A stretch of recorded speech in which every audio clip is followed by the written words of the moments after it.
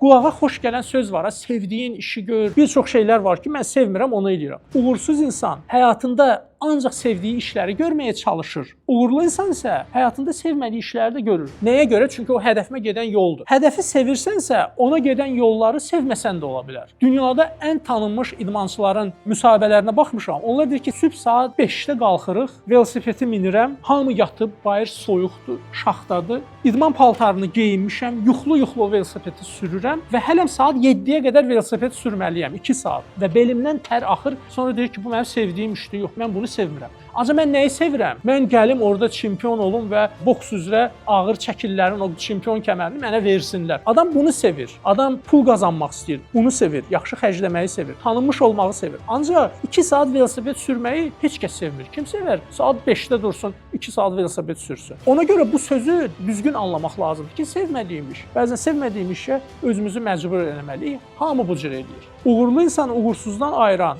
ikinci qayda ondan ibarətdir ki, uğursuz insan həyatında ancaq sevdiyi işləri görməyə çalışır. Uğurlu insan isə həyatında sevmədiyi işləri də görür. Adam istəyir hədəfinə çatsın, ona görə o sevmədiyi addımları atmağa məcbur olur.